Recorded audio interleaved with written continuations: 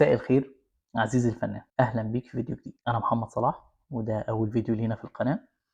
الفيديو النهاردة هيكون مختلف شوية عن أي فيديو ممكن تشوفه إزاي تكون جرافيك ديزاينر أو لبداية المدخل بتاع الجرافيك، لأن ده أنا شايفه أهم مدخل، وهو فكرة إنك تكون عارف أنت داخل على إيه هو الفرق ما بين العلامة التجارية والهوية البصرية. تبص على الموضوع من فوق الأول، بعدين تبدأ تتعمق فيه بدماغك أنت بما يناسبك أنت. يهمني جدا إنك تكون عارف الحاجة اللي أنت بتعملها للعميل أكتر ما هو عارفها، عشان تقدر تفهم هو عاوز إيه، وتقدر كمان خلّينا نقول تبهره، توضّح له إنّك أنت فاهم، فبالتالي ده هيكون مهم جدًا إنّك تتم معاه الdeal يعني بشكل كبير. فإحنا خلّونا نتكلّم دلوقتي مش كgraphic designer أو حاجة، لكن خلّونا نتكلّم إن إحنا إزاي نبدأ نشوف الموضوع من الأول خالص، من البداية تمامًا. وبعد ما تشوف الفيديو ده، أنت هتقدر تحدد هل أنت مجال اللوجوز هو مناسب بالنسبة لك والّا لأ. إحنا هنتنقّل في الفيديوهات في القناة بتاعتنا دي بشكل إن هو أول فيديو ده والفيديو اللي بعده هيكونوا نظري لتوضيح أفكار معينة، ألا وهي اللي جاية دي: إيه هي العلامة التجارية، وإيه هي الهوية البصرية، وإيه الفرق ما بينهم والعناصر بتاعتها، وأنواع الشعارات، كمان عشان تكون عارف إن الشعار ليه أنواع، وكل نوع ليه مميزاته وعيوبه والحاجات السمات الخاصة بيه، سواء مميزة أو بتضعفه. فعشان تكون قادر لما العميل يكلمك تكون قادر تحدد من الأفكار بتاعته والقيم بتاعته والعلامة التجارية اللي هو عايز يعملها، هنقدر نختار له أي شعار من أنواع الشعارات اللي إحنا هنعرفها. فالفيديو ده والفيديو الجاي هيكونوا 2 فيديو مختلفين تمامًا عن أي حاجة ممكن تشوفها أو تكون شُفتها قبل كده. وأهم حاجة في القناة هنا إن كل حاجة هتكون، خلّينا نقول، كاملة، بمعنى إن أنا مش هادّي لك نُص الفكرة وأسيبك، أنا هادّي لك الفكرة اللي عندي كاملة. مش هاقول لك إن أنا أحسن واحد هيدّي لك الفكرة أو هينقل لك الفكرة،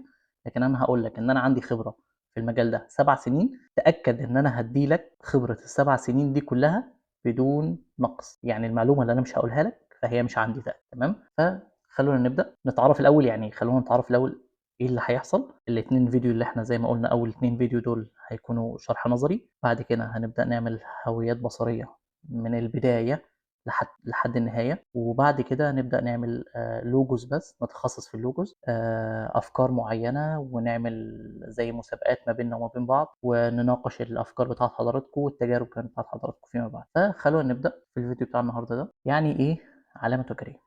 إيه هي العلامة التجارية؟ خلّينا نقول أي حد لمّا بييجي يعمل نشاط معيّن أو عايز يقدّم خدمة معيّنة، منتج معيّن، فبالتالي بيبدأ يفكّر في حاجة اسمها علامة تجارية. العلامة التجارية دي بيندرج تحتها بعض الهويات اللي إحنا بنختص بيها كgraphic designers. الناس بتهتم بالحاجات اللي بنشوفها، نهتم بحاجة اسمها هوية بصرية visual identity. فإحنا عندنا، لكن ده مش معناه إن إحنا ما عندناش هويات تانية، لأ، إحنا عندنا هوية صوتية، هوية لغوية، هوية بصرية طبعًا، والهوية التجريبية كمان. فبالتالي الهوية البصرية بيندرج تحتها بقى إيه؟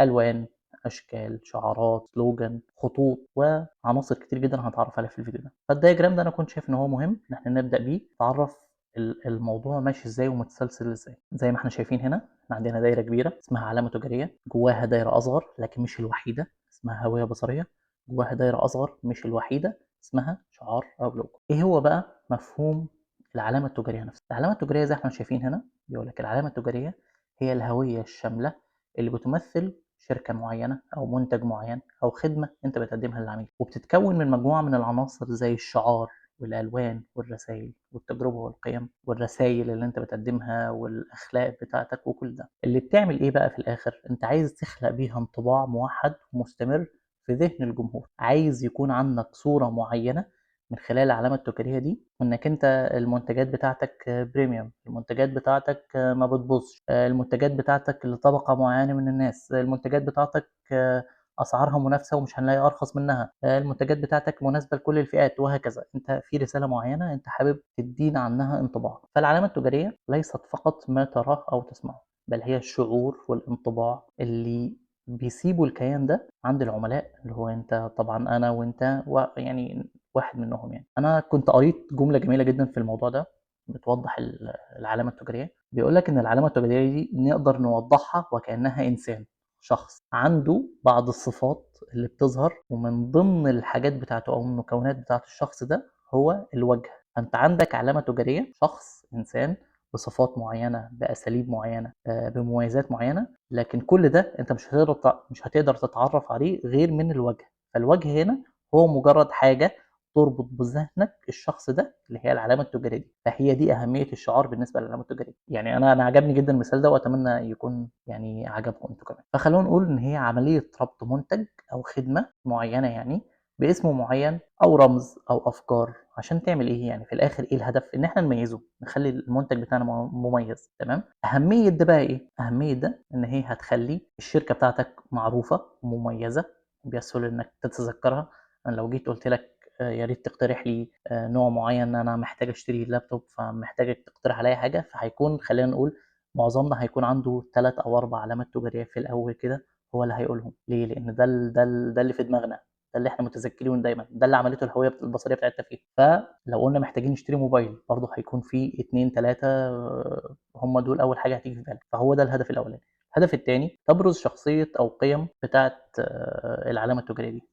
أنت بتبين شخصية معينة زي ما إحنا قلنا فوق، أنا في مفهوم معين محتاجه إيه يوصل لي من الهوية البصرية دي أو من العلامة التجارية دي. بتساعد على جذب أفضل المواهب للعمل معاك. اسأل أي حد من صحابك اللي ليهم علاقة بمجال البرمجة أو مجال زي الأمن السيبراني أو أيًا كان، اسأله نِفْسك تشتغل في جوجل أكيد هيقول لك أكيد نِفْسي. فحاجة زي دي بتخلّي عندنا يعني شغف كبير إن إحنا نشتغل في شركة زي جوجل، شركة زي مايكروسوفت، فبتكون يعني دي دليل على قوة العلامة التجارية. بتنشئ رابط عاطفي ما بينك وما بين العملا بتوعك. طبعًا يعني في بعض الناس أنت ممكن تلاحظ إن هم بيدافعوا عن المقتنيات بتاعتهم أو الحاجات اللي هم مشتريينها من العلامات التجارية دي وكأنها يعني جزء من كرامتهم، يعني خلاص ارتبط بيها بشكل عاطفي يعني.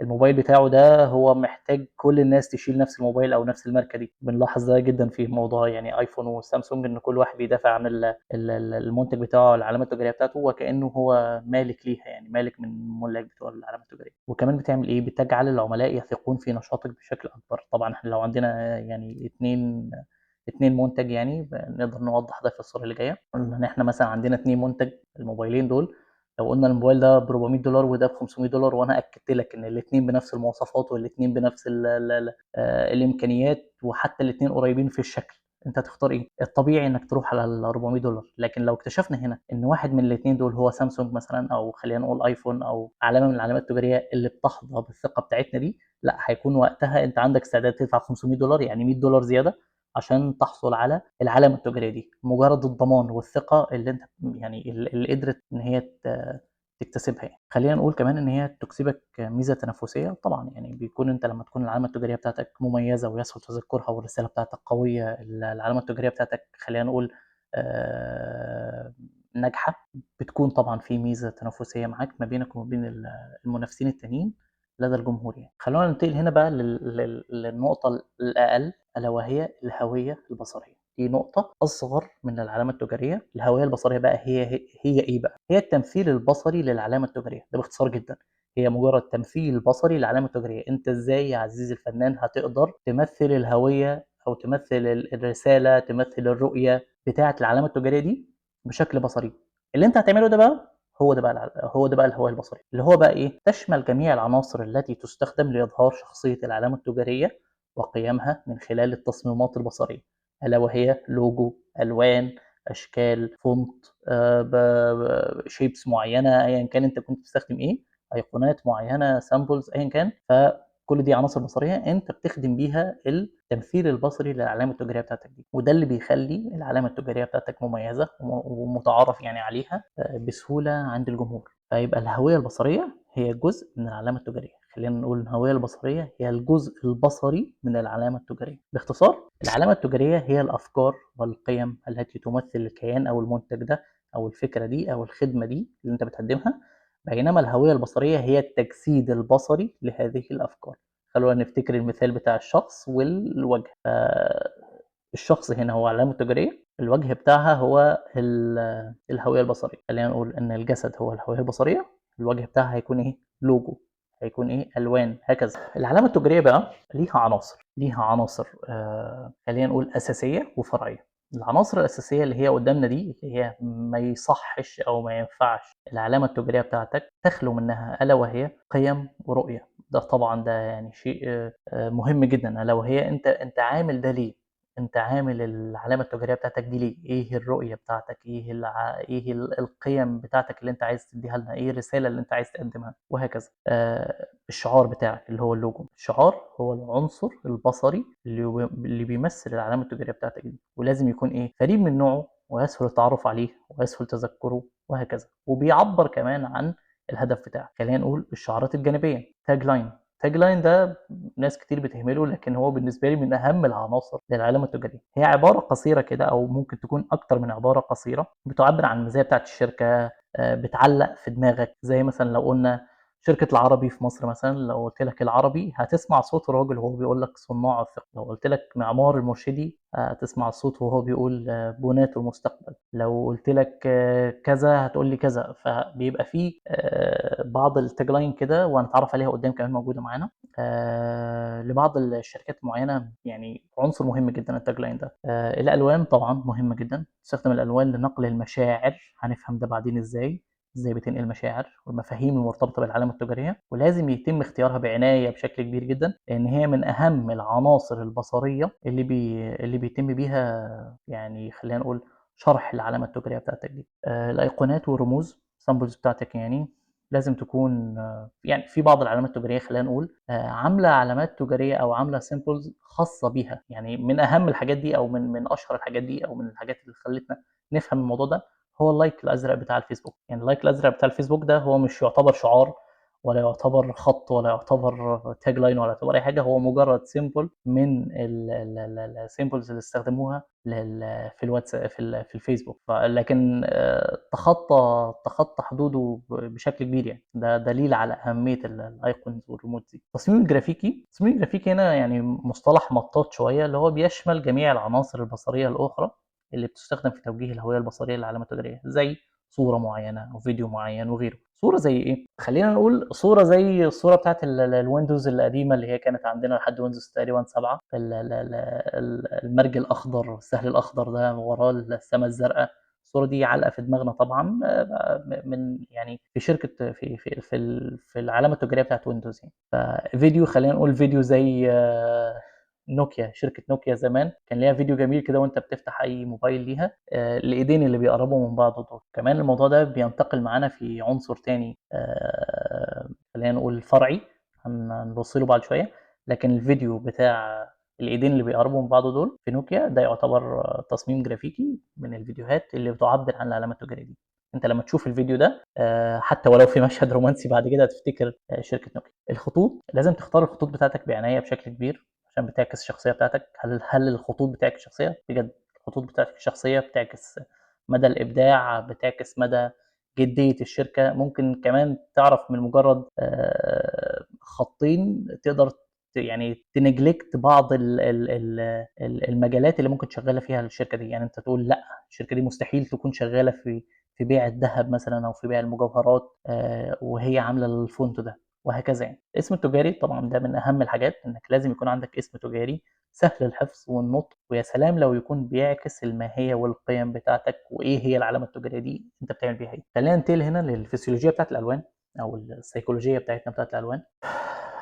خلينا نقول ان الفيسبوك ما جاش ازرق بسبب ان مارك كان عنده عمل الوان بس، لا، الفكره كانت اعمق من كده. فيسبوك جه ازرق عشان الرسائل اللي بيقدمها اللون الازرق ده. خلينا نقول دلوقتي انا جيت لك كعميل محتاجك تعمل لي برنامج انتي فيروس للجهاز بتاعي مثلا، او تنشئ برنامج انتي فيروس وانا هستخدمه فيما بعد، هبيعه وهعمل بيه ايا كان. ايه الالوان اللي انت ممكن تستخدمها لي في البتاع ده؟ اكيد مش هتقول لي احمر، اكيد مش هتقول لي اصفر، هكذا. يعني احنا هتلاقينا دايما رايحين ناحيه الاخضر، ناحيه الازرق. ليه؟ لان الازرق بينقل لك السلام والهدوء والبيشنس والسكيورتي. الاخضر بينقل لك النماء والطبيعه والبالانس والانرجي، هكذا.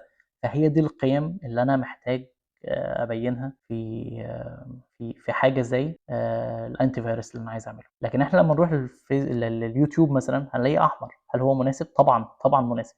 لان اليوتيوب كله فيديوز وكله حركه وكله انيميشن، كله اكشن، كله ورم. يعني هكذا. فهتلاقي الموضوع مش جاي بالصدفه. فالالوان عنصر مهم جدا، ولازم انت تركز في اللون اللي انت بتختاره العلامه التجاريه بتاعتك دي، ما يكونش مجرد اي لون وخلاص. احنا ممكن نستخدم الاخضر بجميع درجاته، نستخدم الاورنج بجميع درجاته، الازرق بجميع درجاته، لكن يكون انا واصل لي الاحساس بتاع اللون الازرق ده. العناصر الاضافيه اللي كنا اتكلمنا عليها مش هنطول فيها، لكن خلينا نقول التجربه بتاعت العملاء. طبعا التجربه بتاعت العملاء مهمه جدا، وكل ما التجربه بتاعت العملاء تكون افضل هيكون لك مسوقين زياده على الانترنت او في الواقع. يعني انا لو جبت جهاز موبايل من شركه معينه اكس وعجبتني جدا، فانا هرشح لصاحبي اللي انا بحبه ده نفس الشركه اكس دي. فانا كده تجربه العملاء فادتني بشكل كبير. التواجد الرقمي هنا يكون لك ابلكيشن، يكون لك ويب سايت، يكون لك صفحة على الفيسبوك، يكون لك أي شيء متواجد عليه رقميا، يكون لك ستور على الإنترنت، أيا كان. التفاعل الاجتماعي بقى يا سلام لو يكون ليك كمان على المنصات بتاعة التواجد الرقمي دي بتاعتك دي تفاعل اجتماعي مع الناس، ترد بقى على التعليقات، تعمل تفاعل مع الجمهور، تنزل مسابقات، تنزل تهاني ببعض المناسبات. بنشوف دايما مثلا وليكن زي نادي برشلونة مثلا ينزل تهنئة أو حاجة في العيد الأضحى، في رمضان ريال مدريد ينزل مثلا في مناسبة زي كذا، وهكذا زي ما بينزلوا طبعا في الكريسماس وهكذا. فهو بيشاركك اللحظات دي، فدي برضو من العناصر الإضافية للعلامة التجارية. خلينا نقول القصص والتسليط على العلامة التجارية، بمعنى أنا بوصل لك بالعلامة التجارية أصلا شعور معين، يبقى أنا هعمل لك قصة أنت البطل بتاعها أو تشوف نفسك في البطل بتاعها فتصدقني. زي أشهر حاجة في الموضوع ده كوكاكولا. كوكاكولا في كل رمضان أو خلينا نقول في كل مناسبة بتستخدم إعلان العيلة بقى وتجميع العيلة وقربوا من بعض وحبوا بعض وكلنا سوا وكلنا مع بعض وهكذا. نفس حتى السلوجان اللي بيستخدمه فودافون. فده اتجاه القصة اللي أنا برسمها لك دي، احنا كلنا مع بعض كلنا سوا. لما تستخدم البتاع دي يبقى أنت بتحب عيلتك، يبقى أنت قريب من عيلتك، هكذا. فدي القصة اللي أنا اديتها لك. يعني الابتكار والتطوير المستمر حاجة مهمة جدا وبديهية. يجب على العلامة التجارية بتاعتك السعي للابتكار وتطوير المنتجات بتاعتها أو تحسين الخدمات المقدمة لتلبية احتياجات العملاء والبقاء على اطلاع بالتطورات في السوق. شفنا علامات تجارية كبيرة بتندثر لمجرد ان هي ما اهتمتش بموضوع زي الابتكار والتطوير ده. كان عندها كل العناصر الاساسيه او خلينا نقول الرئيسيه والفرعيه، لكن ما اهتمتش بموضوع الابتكار والتطوير ده، والسهم بتاعها بدأ ينزل لتحت. التواجد الدولي والمحلي نقطة مهمة جدا، بيتعلق هذا بكيفية توجيه العلامة التجارية بتاعتك للسوق العالمية والمحلية وضمان التوافق بين الهوية والرسالة وتوقعات الجمهور في كل سوق. بمعنى ايه؟ بمعنى ان احنا قلنا القصة بتاعتنا اللي فوق في كوكاكولا مثلا بتكلمنا في قد ايه العيلة مهمة وهكذا، والقرب وقربوا من بعض وهكذا. خلينا نقول ان ده مناسب مع المجتمعات العربية بشكل كبير. ليه؟ احنا مجتمعات اصلا يعني سينستيف بطبيعتنا كده، عاطفيين بشكل كبير، تقدر تأثر علينا من ناحية العاطفة والدين بشكل كبير وهكذا. لكن ممكن تروح لمجتمعات تانية ما يكونش عنده نفس المشاعر دي، يكون عايزك تكلمه بشكل علمي أكتر، يكون هو عايز الحاجة الأرخص مش الأحلى، أنا عايز الحاجة اللي تعيش معايا أكتر مش اللي تديني مميزات أكتر وهكذا. فكل سوق وكل جمهور ليه طريقة مخاطبة معينة، والموضوع ده بيبان جدا جدا في اللي بيتفرج على كورة. طبعا أكيد في مننا كتير اللوحات الإعلانية بتاعت الملاعب دي أنت بتلاقيه بيعرض لك إعلان عربي، برغم ان المباراه دي بتتلعب مثلا في ان كان بقى انجلترا، في اوروبا، في اسبانيا، زي ما يكون. لكن الحاجات دي بتتغير من دوله للتانيه او من مجتمع للتاني عشان تكون مناسبه للسوق والجمهور بتاع السوق ده. يعني انت هتخاطبني هنا انا وانا في الوطن العربي بشكل غير ما هتخاطب الناس في الصين، غير ما هتخاطب الناس في امريكا، هكذا. كل جمهور ولازم يكون لك فيه تواجد دولي ومحلي بشكل معين. ده خلينا نقول ده تلخيص لكل اللي انا قلته. ان احنا عندنا على الشمال كده براند. ايه البراند؟ فالبراند ده خلينا نقول فيه جزء فوق الميه وجزء تحت الميه، جزء ظاهر وجزء مش ظاهر. الجزء اللي ظاهر اللي هو البراند كوميونيكيشن، الاتصال بتاعك مع الجمهور، يعني من خلال البراند بتاعك بتتواصل معاه عن طريق ايه؟ عن طريق حاجه اسمها براند ايدنتيتي، الهويه بتاعتك. سواء بقى قلنا هويه بصريه، صوتيه، لغويه، ايا كانت. الهويه الصوتيه دي يعني ايه؟ الهويه الصوتيه دي زي ما قلنا نوكيا عندها فيديو معين للايدين اللي بيقربوا من بعض دول، لكن عندها نغمه معينه انت حتى ممكن تكون سامعها في ودانك دلوقتي. النغمه دي هي الهويه الصوتيه بتاعتها. انت النغمه دي لو سمعتها في اي مكان او وانت وانت في محاضره او في سيكشن سمعت النغمه دي، هتكون عارف ان في حد ورا معاه موبايل نوكيا بيشغله دلوقتي. فهي دي الهويه البصريه بتاعتي. فالبراند ايدنتيتي دي هي الجزء اللي ظاهر للجمهور، لكن اللي بيواجه الجمهور منها عزيزي الفنان ايه؟ اللوجو. يبقى اللوجو هو اول جزء من الهويه البصريه بيواجه الجمهور. تحت بقى معنى كده ان الهويه البصريه بتاعتك خلصت؟ لا، تحت فيه كتير. تحت فيه ايه؟ البراند استراتيجي بقى. الاستراتيجيه بتاعتك عباره عن ايه؟ عباره عن عروض انت بتقدمها، عباره عن فاليو، قيمه انت بتقدمها للناس، عباره عن بوزيشننج معين. انت بتخاطب مين؟ هل انت ايفون بتخاطب الناس اللي علية القوم مثلا، انا اقل موبايل عندي بكذا، ولا اقل جهاز عندي بكذا، ولا انت بتخاطب جميع الفئات زي سامسونج، ولا انت بتخاطب فئات اقل زي كذا؟ انت مين الجمهور بتاعك؟ ليه؟ واي انا موجود؟ ليه؟ ايه هي الرساله بتاعتي؟ انا هتميز عن غيري بايه؟ انا تواجدي هنا ايه الفايده بتاعته بالنسبه للعميل؟ وهكذا. فهو ده الاختصار بتاع اللي احنا قلناه. السلوجان just do it. just do it بالشكل ده، بالالوان دي، بالخلفيه دي، اكيد انت عارف ان ده نايك. دي اهميه السلوجان يعني. انا احبه. I am loving it. بتاعه ماكدونالدز بالالوان دي، انت اكيد عرفت ان ده ماكدونالدز. وهكذا صناع الثقه اتكلمنا عليها فوق، شركه العربي باللون الازرق، بالخط بالابيض، الخط الثيك البولد ده، فانا اكيد خلاص عرفت حاجه. بعدها افتح تفرح باللون الاحمر، ده اكيد كوكا كولا. حتى بيكون موضوع اللون ده مهم جدا، بحيث انك انت لو ماشي في الطريق ولا حاجه وشفت يافطه كبيره باللون الاحمر مكتوب عليها بالابيض، انت هيكون عندك شك في حاجتين لو انت في مصر، يا اما فودافون يا اما كوكا كولا. ولو شفت يافطه بالاورنج، اكيد هيكون عندك شك في اورنج مثلا. لو شفت يافطه بكذا هيكون عندك شك في كذا. فالالوان ممكن تكون وسيله اعلانيه سريعه على الطرق والحاجات دي، بدون اصلا الكونتنت. انت ما عندكش كونتنت، انا بس اديته لون وضح له انا مين، فكروا بيا. هويه بصريه زي ما العلامه التجاريه ليها عناصر، من بعض العناصر دي بقى ما يخص الهويه البصريه، اللي هو ايه؟ الشعار، الالوان، الخطوط، الايقونات والرموز، الشعارات الجانبيه بتاعتك، تصميم جرافيكي، تصوير فوتوغرافي. التصوير الفوتوغرافي دي حاجه مهمه جدا. في بعض الصور المعينه ممكن الصور دي ترتبط معايا بعلامه تجاريه معينه، بشركه معينه، بحاجه معينه، انا الصور دي انا عارفها. وهكذا. ليها بقى حاجات فرعيه، خلينا نعدي عليها بسرعه كده. تصميم التعبئه والتغليف، التصاميم التفاعليه، زي يعني خلينا نقول شرح بسيط سريع كده.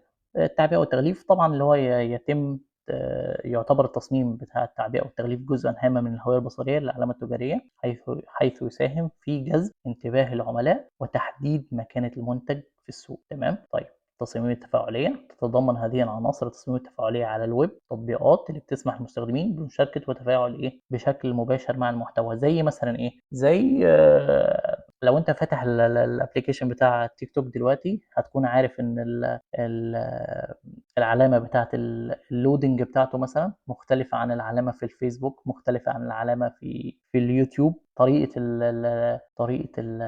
انك تعمل ريفريشنج للفيديوهات مختلفة من تطبيق للتاني. فهي دي التصميم التفاعلية. انا ازاي بعمل شير؟ هنا في قلب لكن هناك في لايك، هنا في لايك ازرق لكن ممكن يكون في حتة تانية لايك احمر، هنا في ايموجي بشكل معين، هنا في بشكل معين. وهكذا. الاعلانات والحملات الاعلانية. أنا طبعا الإعلانات والحملات الإعلانية دي مهمة جدا، لكن الفكرة إنك أنت بتكون موجهها في اتجاه تصاميم معينة، قصص معينة، رسائل معينة، هكذا. مطبوعات والورقيات حاجة مهمة جدا، هنتكلم عليها بشكل كبير في اللي جاي. رسومات بيانية طبعا، يعني في انفوجرافيكس كبيرة جدا. أول ما بتشوفها أنت بتكون عارف إن ده بالألوان دي بالتصميم ده أنا رايح ناحية كذا. شهادات وعلامات جودة، نفس الوضع من حاجات المطبوعات. رموز صوتية وموسيقى، نفس اللي اتكلمنا عليه في موضوع نوكيا. تتضمن الرموز الصوتية والموسيقى الخاصة بالعلامة التجارية، والتي تعمل على تعزيز هويتها وتمييزها من خلال الصوت والموسيقى. صوت وموسيقى بس ممكن يكونوا قادرين يكونوا مخليني أعرف الحاجة دي. لكن خلينا نقول إن الرموز الصوتية والموسيقى دي مش مكانها الصحيح في الهوية البصرية، صح كده؟ يبقى هي ممكن تكون موجودة هنا بشكل يعني خلينا نقول هي زيادة، عنصر من العناصر المهمة، لكن للهوية الصوتية وليس البصرية. فاحنا هنقدر كده ان احنا نكون تخيلنا الموضوع. كل ما يخدم العلامة التجارية في الإعلان بصري هو تبع الهوية البصرية. تصميم ثلاثي الأبعاد في بعض الأحيان اللي هو فكرة التميمة أو مثلا لو احنا فاكرين التميمة بتاعت كأس العالم اللي كانت في قطر، الشخص الصغير اللي لابس ثوب وبيطير ده، دي كانت التميمة بتاعت كأس العالم. تصميم ثلاثي الابعاد بيرتبط معايا بشكل معين بهويه معينه بعلامه تجاريه معينه. او بحدث معين. تصميم ثلاثي الابعاد زي فكره الفي اف اكس، حاليا بقت الناس بتستخدم الفي اف اكس ان هو يعمل لك على مبنى معين ولا كده الحذاء بتاع نايكي بيطلع بيلف مش عارف ايه، فانت بتشوفه. فتصميمات ثلاثيه الابعاد. خلينا نقول ده ملخص اللي احنا قلناه. البراند اليمنت، عندك عناصر البراند ده، في تايبوجرافي، في تيست، في سميل، في ساوند، في كلر، في جرافيك، وهكذا. هل انا هكون مضطر ان انا استخدم التيست والسميل في كل الهويات؟ لا. او في كل العلامات التجاريه؟ لا. انا دي العناصر بتاعتي، انا باخد منها اللي يناسبني. يعني لو بعمل مطعم او بعمل حاجه ليها علاقه بالاكل هكون محتاج التيست والسميل. لو بعمل حاجه ليها علاقه كذا هكون محتاج الساوند. لو بعمل حاجه ليها علاقه بكذا هيكون ليها علاقه بكذا. فانا مش هكون بعمل موقع الكتروني مثلا ليه علاقه بالملابس واشوف السميل بتاعته او اشوف التيست بتاعه، وهكذا. عندك براند كوميونيكيشن من بره بحاجات كتير تحتها اليمنت بسيطه زي الكالرز، زي التايب، زي كذا كذا كذا. كل ده بيخدم في الاخر ايه؟ البراند استراتيجي بتاعتك. يبقى انت عندك كور معين، ده الهدف بتاعنا. براند استراتيجي بننفذه من خلال بعض الاليمنت. بننفذ الاليمنت دي بتظهر معانا عن طريق براند كوميونيكيشن.